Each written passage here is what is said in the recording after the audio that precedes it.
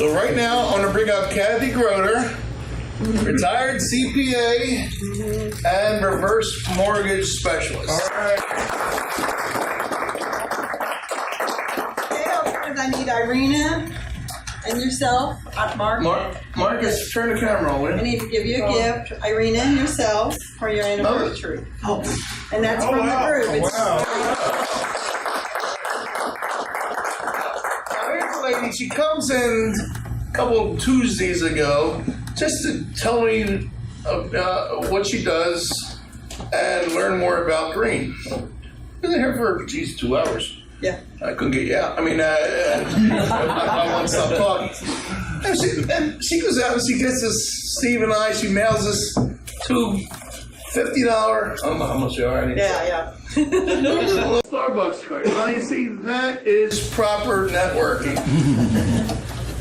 You know, I guess I hope they're only $5. I'm not going to do them out. I don't want to do that too much. Okay. And that was so nice. It came in a card, mailed. That's how you do proper networking. So anyway, thanks, guys. Well, that gift is from the group. It wasn't from me, so. It doesn't say her name on it, so I guess. Okay, so I want to start out with my why. I believe that that's very important that you know my why and why I'm doing this. So this is my why. Hope you can see it. You see a picture of my father, okay? My father retired at 58, and he had really planned really well and did really good for about 10 years. Didn't plan his health, didn't plan my mom's health or his health. So he had the house paid for and the cars paid for, and I had a little savings account, and then their health started declining. And so when they were about 68, their drugs were about $100 a month together, and he could handle that. By the time they were 78, they were $2,000 a month, and he charged for a year. Now, can you picture yourself going to Walgreens or CVS every single 30 days and charging $2,000? Now, it's not very long when you're a senior citizen that you're going to max out your cards, and once they're maxed out, you can't get new cards. And then he decided the Russian roulette that people outside the store are deciding every single day. He would fill my mother's prescriptions and not his. He took his pills every other day. He'd half his pills. Seniors are going to Canada and Mexico for the drugs because they're cheaper. They're buying them from veterinarians. They're buying them online that may or may not be the real drug, or they're just not taking the drugs, okay? So he called me. I was branch manager at Wells Fargo. I said, what can I do? I researched the reverse mortgage loan. He closed a reverse mortgage loan in 2000. And my mother lived 9 years, got her medication for 9 years, and he lived 11 years because of this loan. Because $2,000 was coming to his mailbox every single month. He didn't have to worry anymore. And when you go and borrow on a home equity loan, you can go to a local bank. He owned his house. And you can get about half of your equity, or 80%. But you got a monthly payment, don't you? So now you got all your credit cards maxed out, and you got a new monthly payment. And you're paying for your drug. So this is no monthly payment. It's an FHA loan that Ronald Reagan signed into law in 1988. Next year it'll be out 30 years. The law reads, to help a senior citizen sustain in their home due to economic hardship of their health. This is what Ronald Reagan thought of. Because a choice is, we either sell our family home, move into a one-bedroom apartment, and in Nashville you're paying $1,500, $2,000, right? So you're going to eat into that equity doing that, which is going nowhere, right? And you're going to live on that nest egg, right? And then what happens when it goes away? What happens when you spend it all? So this is, you get to stay in your home with no monthly payment, okay? So this is my dad, this is my why, and this is my granddaughter. This is my why now. Every time she models for me, I put money in her 529 account because it's a great loan. I really believe in this loan. It's an FHA loan on your house. It's a home equity loan. Now, one thing I would tell you, and I'm going to pass some things out, is a brand new, I try to say this way up front in a training, something that happened August 29th, just a few days ago. Our president and Ben Carson got together and looked at this loan, and they've changed it. So tonight, the loan is different than it will be Monday. So Monday, some costs are changing, and basically the blanket thing that changes is seniors are now, after Monday, only going to be able to access 11% less than they could have of their equity. So if you're 62 tonight, you could get 52.4%, but Monday you can only get 41% of your house. So tonight, if all the way to 90, 100, whatever you are past 90, you can only get 75%. Monday, you'll only be able to get about 66%. So you cannot lose your house on the reverse mortgage. The only way you can lose a house is if you don't live in it anymore and you don't pay the taxes and insurance. That's the only way they can foreclose on you. So I want to pass some things around. You want help? Yeah. You're going to pass them around, and we'll just go through these cards and keep the cards. It's front and back. And we're going to go over the first one. It talks about 3 different categories that this loan fits in. And anytime, you guys, if you have a question, raise it now because you'll forget it as we go. So anytime I'm going too fast or you have a question, let me know. Okay, so on the front of it, it says refinance. My dad fit in the refinance. These are people that already are in legal title to their house, okay? So they can draw. The loan is called Home Equity Conversion Mortgage. It's called a HECM. That's on HUD's website, okay? So they're converting your home equity to cash, okay? So you can do a lot of things with it. I have a lady in Branson that has a first and a second mortgage against her house, okay? And she's paying $1,950 a month, and she makes about $2,800 on Social Security. She can process this loan, go to a title company, sign some documents, and live in that same house, have the same debt, and have no payment. So her quality of life just really, really went up, didn't it? You can have the same debt.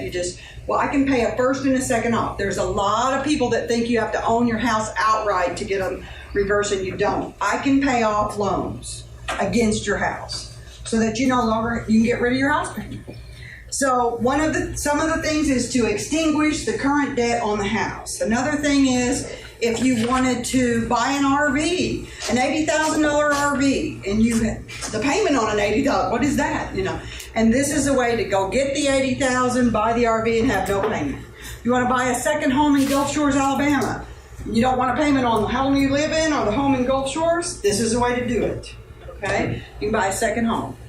Okay, so you can fund your grandchildren's college. You can give any individual, right now, they say in the tax code that changes it's going to go to $15,000. But right now, I personally can give any individual $14,000 a year. It's not taxable to you.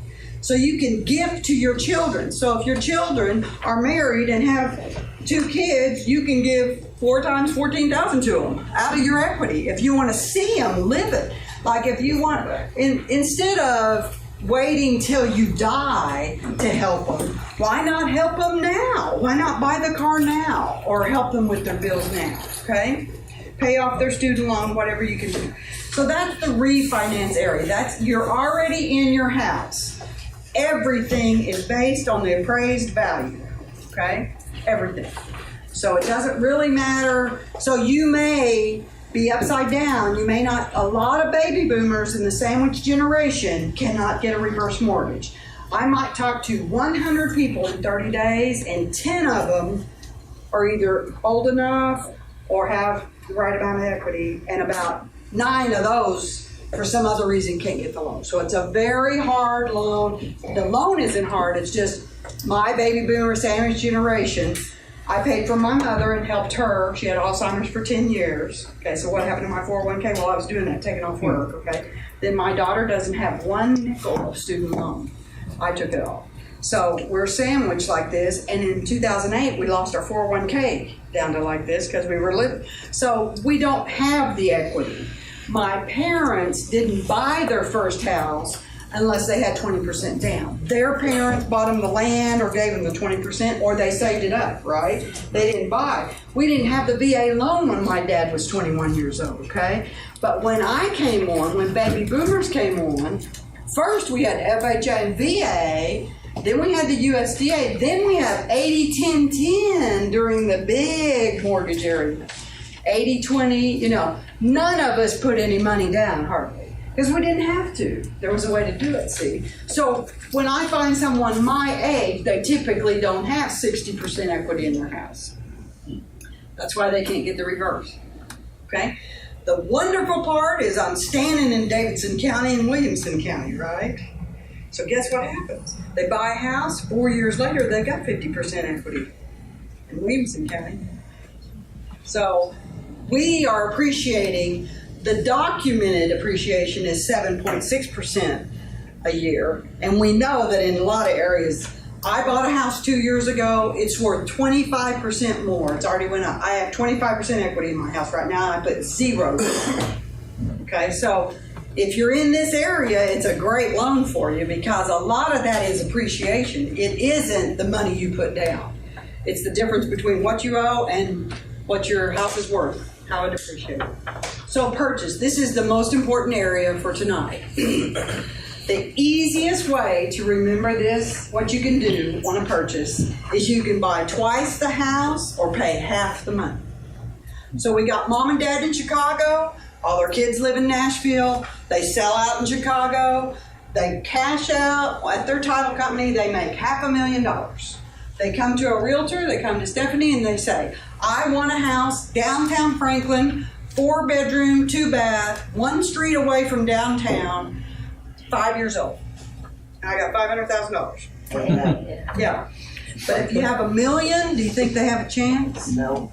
If you had $1 million, they might have a chance 3 or 4 streets over. You might get 3-bedroom, 2 baths. You know what I mean? So what you need to do is show this cash buyer $500,000 houses in Franklin, and then say, if I had a way that was FHA guaranteed to help you buy a house, FHA is going to be your partner. They really like you. They want you to buy a house in America that will pass FHA, and they'll wire half the money they're closing. All they want you to do is live in it. You have to live in it. It has to be your primary residence. Pay the taxes and insurance. Would you do it? So when you show them the $500,000 houses, and then you show them, even if they didn't want to double, let's say, here's all the $500,000, let me show you $750,000. You know, reverse mortgage can wire in half, can't they? Okay? So that's something to keep aware of. They can buy about twice the house. They can buy the $1 million house for $500,000, or they can pay half the money. And I really, really support this, okay? So mom and dad take every dime they've ever had, and they come here and they don't want a house payment. Is the reason you want a house for $500,000 because you don't want a monthly payment? If I could show you a way that there won't be a monthly payment, and you could save half of that money and maybe do your final expenses, maybe buy long-term care insurance, maybe buy some rental properties, maybe buy critical illness insurance for Joe. Would you be willing to, you know, for one thing, I should have started writing a book when my dad was 58 the day he retired and just kept a diary of it, because your cars go out every 5 to 10 years. I mean, things happen in your life and you can't plan for your health. So that's why they don't want to sink all their money into it. The sad thing, back up in the refinance, let's say you do a line of credit. There's 2 types of reverse. There's a fixed rate reverse payment. That's a one-time shot. It's when you purchase a house with reverse. And so they'll wire in how much ever it is one time. And then there's a 1-year adjustable rate loan. It can only adjust every year, okay?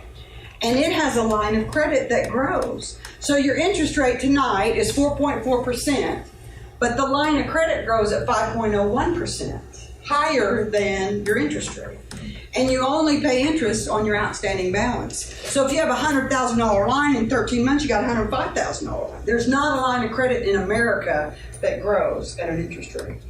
So it's really, really a great loan. So that's a great loan for somebody for that car every 5 years. Because let's pretend somebody's got two buckets. They got a bucket with their broker, that's their 401k that they've rolled over, that's in all their stocks, and that's their life savings. They got a bucket they're living in, right? That's their reverse mortgage line of credit.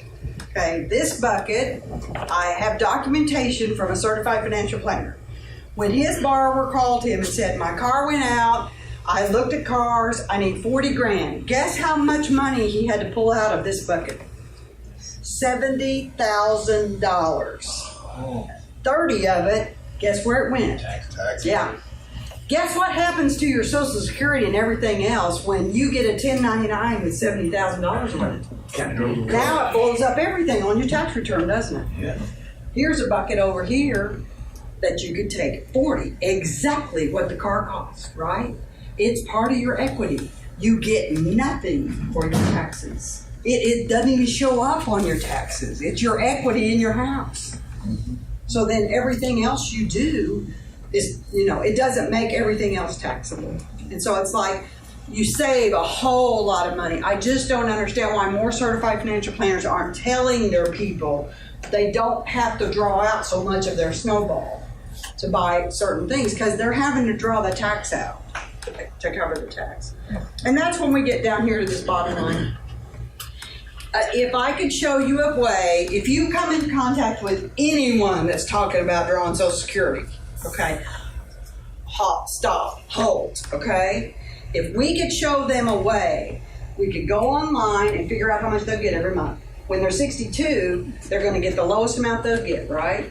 And every year they'd wait after 62, they get 8% more. If they wait till full retirement age, which in everybody's case is different. If you were born after 1950, you have to add 6 months every year. So in my case, I have to be 66 and a half to draw full retirement.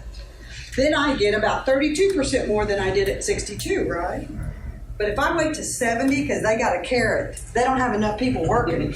They want us all to wait to 70 because it's broke. Right. I get 56% more money for the rest of my life. So if somebody could do a reverse mortgage and pull, like let's say their first amount from Social Security is $1,500. I can show them how to get $1,500 and go ahead and retire from their job, just don't draw Social Security.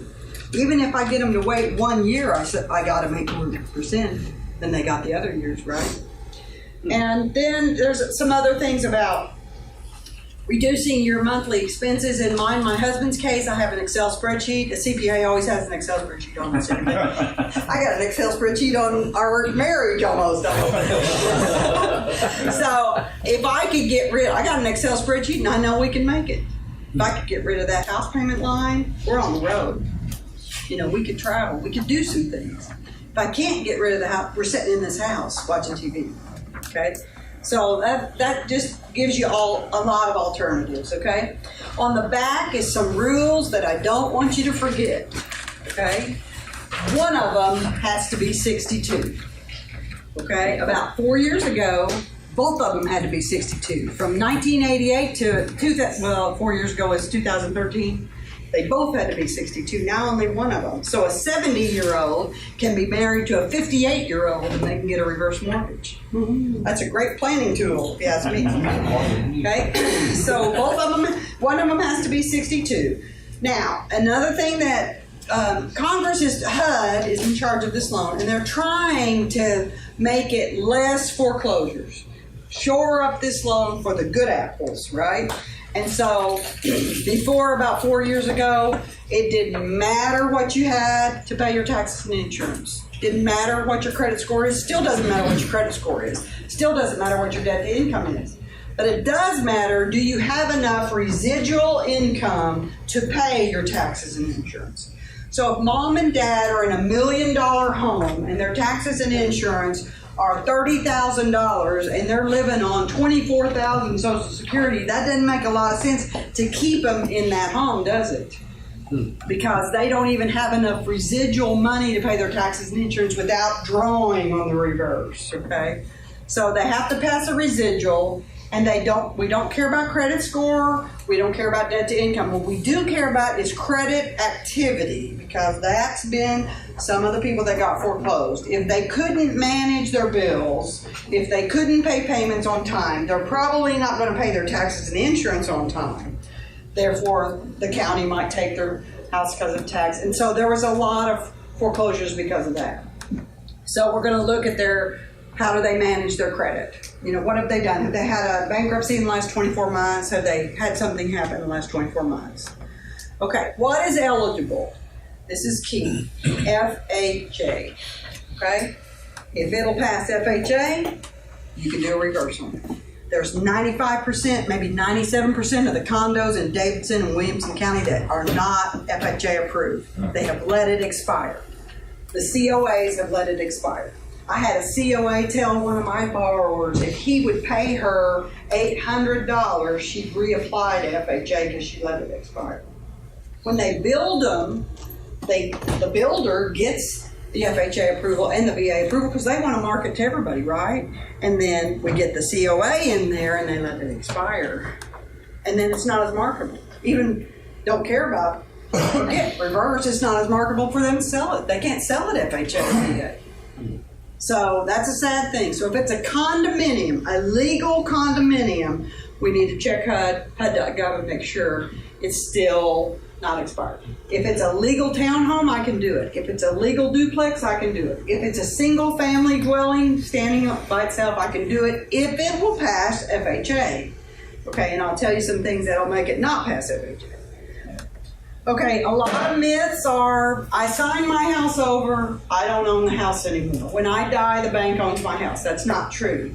At closing, you're in legal title to that house. You always have legal title to that house. The day you die, the day the second person dies, it follows the will. Whether you have a will or you're going by Tennessee intestate, it follows that path, okay? So the bank does not legally own that house when you die, okay? And I am an heir that I showed you that if you're 62, after Monday, you can only get 41%. So there's about, 59% that the heirs would inherit, right? Because you can't get all of your equity. So the heirs will inherit equity. So, let's see. The cash is tax-free. Doesn't go on a tax return. You can do anything in the world you want to with that cash. You could take it to Vegas and blow every dime of it if you want to. I mean, If you wanted to. I mean, You're in, yeah.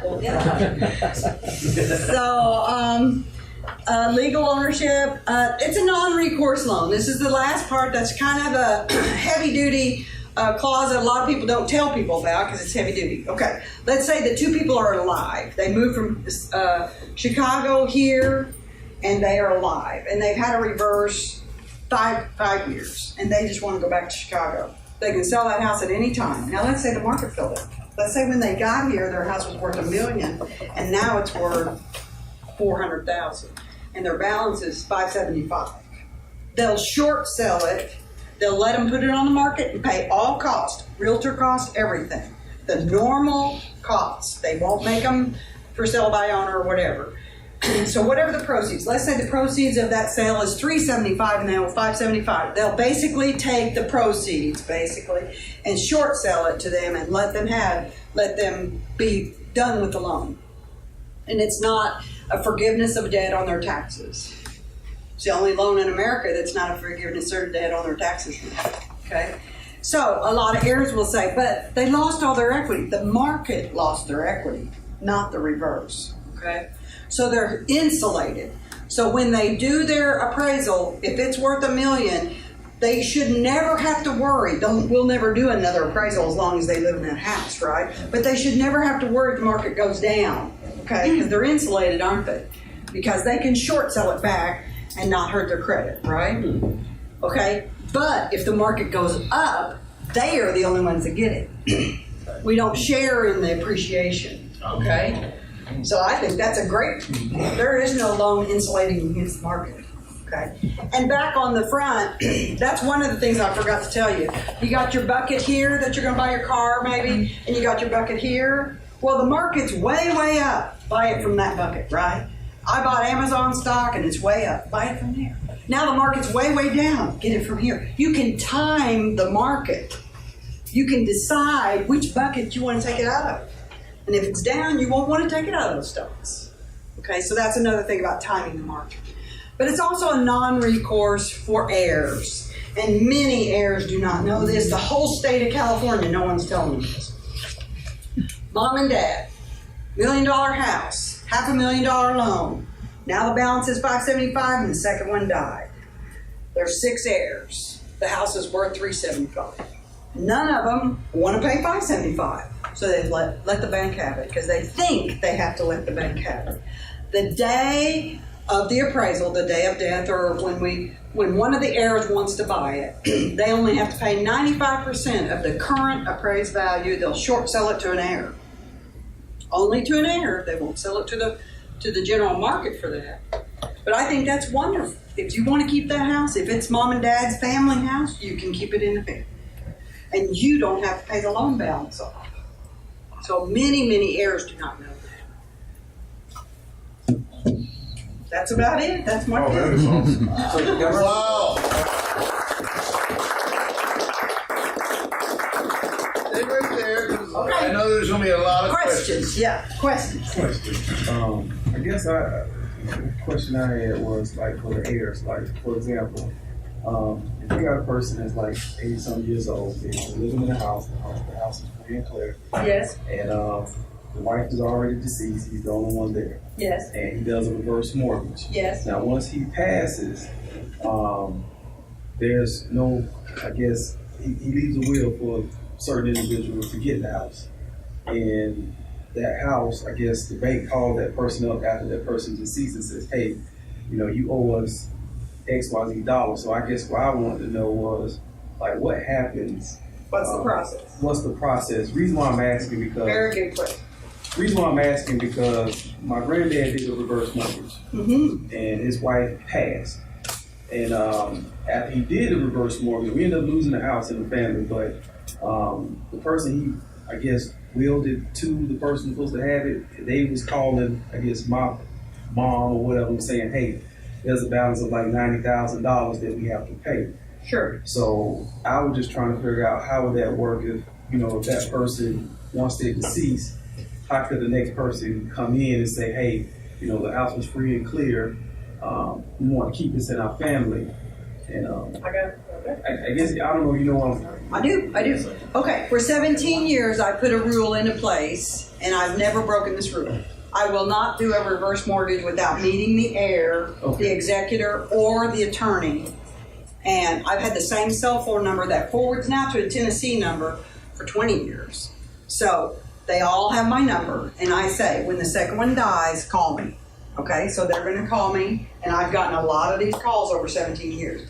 So I say, fax me the death certificate, and what are you going to do? Is one of the kids going to buy it, or are we putting it on the market?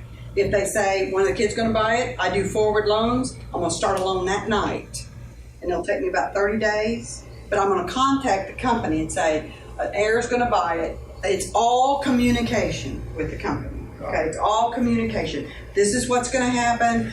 Okay, I'll tell you something that makes the hair grow on the back of my neck. My father died on May 31st at about 11:23 p.m. His Social Security check had already been deposited on June 1st. By 10 o'clock in the morning, they pulled it back. Social Security knew it. And he was in a rural area. It took an hour for the nurse to come and pronounce him dead. And Social Security knew it less than 12 hours. So Social Security is going to know when the second person comes. The second person dies, and guess who your investor's tied up with? Guess who HUD's tied up with? Social Security. So your investor, the investor that has this loan, knows in 10 or 12 hours when the second person's died. Okay, so that's why they need the call from me or someone. They need a fax with a death certificate saying, hey guys, this is what we're going to do. And we haven't had one house in 17 years foreclosed because either the heir did the loan, and I can do a $90,000 loan all day long on a $400,000 house, right? For any heir, right? What if the heir can't get a loan. They don't make Okay, if the money. heir can't get a loan, we put it on the market. I send them a death certificate and a listing contract with a reputable, hopefully exit or someone, reputable real estate company, right? And so we got it listed. They give you 6 months. I am an heir and an executor of estate. They gave me 6 months. We couldn't sell it. They gave me another extension. They gave me a year to sell my father's house and price it right where I could close it. I've seen them give another extension. I've seen them give you 18 months to sell a house without foreclosing. Now let's just take the heirs over here. Mom and Dad went to a bank and got a home equity loan. Okay, and that home equity loan payment, it's a real nice house, and that payment's $2,000 a month. Or the heirs over here, their mom and dad got a reverse, right? There is no payment. 30 days after the second person dies, guess who's paying a $2,000 payment? Every single month till this house sells. One of the heirs is paying it. Yeah. Well, they'll take it. So, and one of my best things for realtors or investors is this story. This has got to happen someday. Okay, mom and dad have lived in this house in Brentwood, and they bought it for $250,000, and now it's worth $1 million, and they want to sell it for $1 million, but they've never renovated the bathrooms or the kitchen. It's 30 years old. But it's worth $1 million. Well, I can get them, depending on their age, I can get them $500,000. So we get a quote from a reputable company that they really, really trust that is going to rehab this house, right?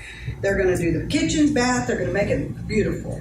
And let's say that quote's $100,000. Well, let's get $125,000, and mom and dad go to Italy for a month. And the realtor and the rehab guy. Kids go too? Because the kids go too? And they take a whole month. They don't have to worry about drywall. They don't have to worry about all the mess, right? We even take all their stuff out of their house, move it out of their house, so nothing gets hurt, right? And 30 days later, 6 months later, there's no payment. They got $125,000 and there's no monthly payment. Do you know how much stress it would be on a realtor if they went to a bank and got $125,000 and start paying that payment every month? They're going to go, hurry, hurry, hurry, sell it, sell it, sell it. Hurry up on the renovation. So they got 6 months. They did a good job. Mom and dad gets back. And they don't want to sell the house anymore. It's so pretty, I mean, that could happen.